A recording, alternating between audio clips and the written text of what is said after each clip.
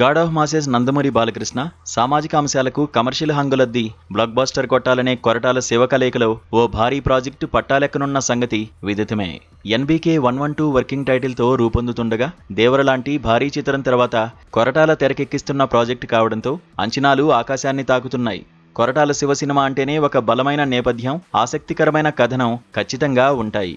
ఇప్పుడు నటసింహం కోసం కూడా అలాంటి ఓ విభిన్నమైన బ్యాక్డ్రాప్ను ఎంచుకున్నారని, స్క్రిప్ట్ పరంగా ఆయన సుదీర్ఘమైన కసరత్తులు చేశారని ఇండస్ట్రీ వర్గాల్లో గట్టిగా వినిపిస్తోంది.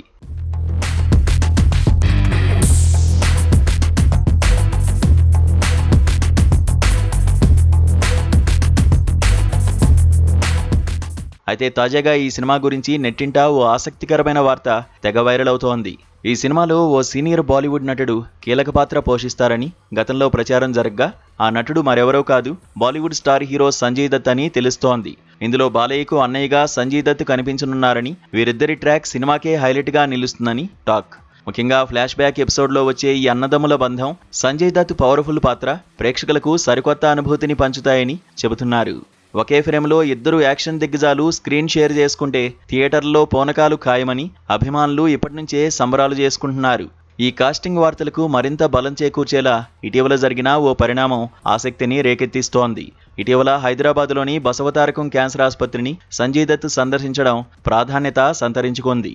ఈ నేపథ్యంలోనే ఆయన ఈ ప్రాజెక్టులో భాగం కాబోతున్నారనే ఊహాగానాలకు మరింత రెక్కలు వచ్చాయి. ప్రస్తుతం ఈ సినిమాకు సంబంధించిన ప్రీ ప్రొడక్షన్ పనులు శరవేగంగా జరుగుతున్నాయి.